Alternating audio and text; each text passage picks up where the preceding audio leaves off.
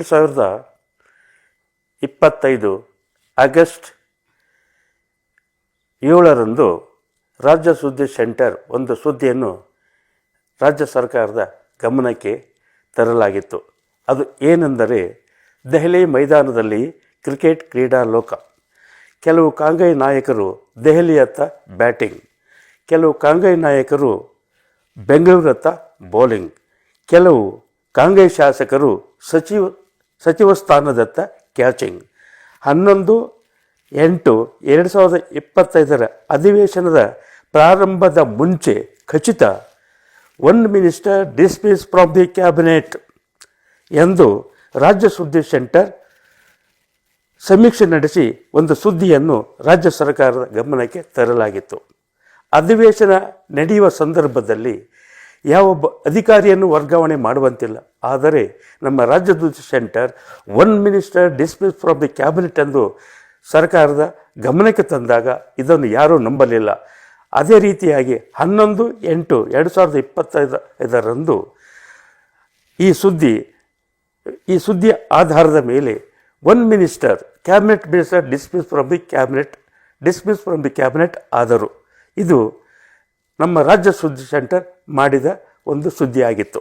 ಈಗ ರಾಜ್ಯ ಸರ್ಕಾರದ ಗಮನಕ್ಕೆ ತರ್ತಕ್ಕಂಥ ವಿಷಯಗಳು ಏನೆಂದರೆ, ನಮ್ಮ ಸಮೀಕ್ಷಾ ವರದಿ, ರಾಜ್ಯದಲ್ಲಿ ಈಗ ಶಿವ ಸರ್ಕಾರ ಸಂಪುಟ ರಚನೆ ಮಾಡಿಕೊಂಡು ಭಿನ್ನಮತದ ಬಿರುಗಾಳಿಯನ್ನು ತಡೆದು ವಿಧಾನ ಪರಿಷತ್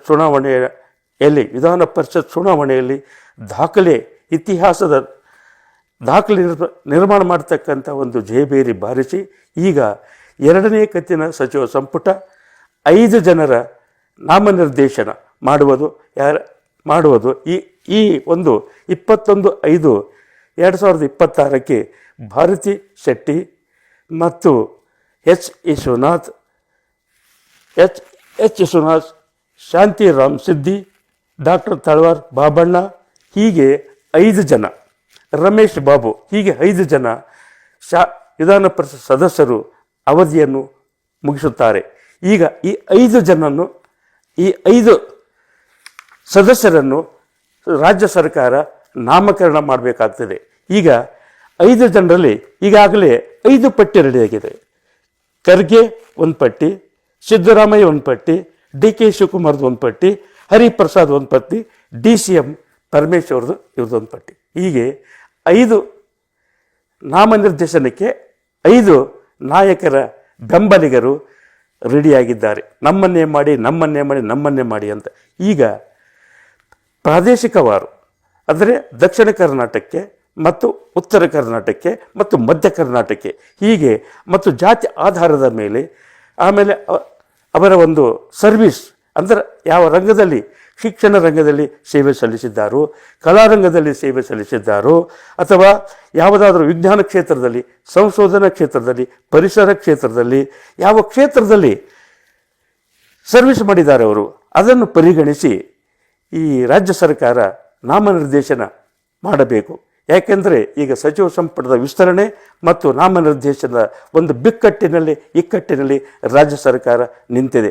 ಯಾರಿಗೆ ನಾಮನಿರ್ದೇಶನ ಕೊಡಬಾರ್ದು ಅಂತ ಒಂದು ಸಮೀಕ್ಷೆ ನಾವು ನೋಡಿದಾಗ ಜನರು ಹೇಳ್ತಾ ಇದ್ದಾರೆ, ಮುಖ್ಯಮಂತ್ರಿಗಳ ಸುತ್ತ ಬಾಲಬಡಕರಿಗೆ ಕೊಡಬಾರ್ದು, ಆಮೇಲೆ DCM ಇರ್ತಕ್ಕಂಥ ಕೆಲವು ಬಾಲಬಡಕರಿಗೆ ಕೊಡಬಾರ್ದು, ಜಾಹೀರಾತು ಮೂಲಕ ಒಂದು ಸೇವೆಯನ್ನು ತೋರಿಸ್ತಿದ್ದ ಅಂಥವ್ರಿಗೆ ಕೊಡಬಾರ್ದು, ಆಮೇಲೆ ಆರ್ಟಿಫಿಷಿಯಲ್ ಒಂದು ಇಂಟೆಲಿಜೆನ್ಸಿ ಮೂಲಕ ಕೆಲವರು ನಟನೆಯನ್ನು ಮಾಡ್ತಾ ಇರ್ತಾರಲ್ಲ ಅಂಥವ್ರಿಗೆ ಕೊಡಬಾರ್ದು, ರಿಯಲ್ ಎಸ್ಟೇಟ್ ದಂಧೆಯವ್ರಿಗೆ ಕೊಡಬಾರ್ದು, ಆಮೇಲೆ ನೆಕ್ಸ್ಟ್ ಚುನಾವಣೆಯಲ್ಲಿ ಸೋತವರಿಗೆ ಕೊಡಬಾರ್ದು, ಹೀಗೆ ಪಕ್ಷದ ಟಿಕೆಟ್ ಸಿಗಲ್ಲ ಅಂತೇಳಿ ಅಂಥವ್ರಿಗೆ ವಿಧಾನ ಪರಿಷತ್ ನಾಮನಿರ್ದೇಶನ ಮಾಡಬಾರ್ದು, 2ನೇ ಬಾರಿಗೆ ವಿಧಾನ ಪರಿಷತ್ ನಾಮನಿರ್ದೇಶನ ಮಾಡಬಾರದು, ಸರ್ಕಾರದಲ್ಲಿ ಸೇವೆ ಸಲ್ಲಿಸಿ ನಿವೃತ್ತರಾದವರಿಗೆ ಸಹಿತವಾಗಿ ಕೊಡಬಾರದು.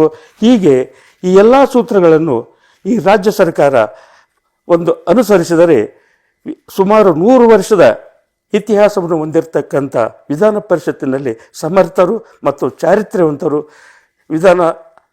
ವಿಧಾನ ಪರಿಷತ್ ಸದಸ್ಯರಾಗಿ ಆಯ್ಕೆ ಮಾಡಬೇಕೆಂದು ಈ ರಾಜ್ಯದ ಜನತೆಯ ಬಯಕೆಯಾಗಿದೆ. ಜೈ ಹಿಂದ್, ಜೈ ಕರ್ನಾಟಕ. NG ಕಾರ್ಟಗಿ, ಹಿರಿಯ ಪತ್ರಕರ್ತರು, ಬೆಂಗಳೂರು.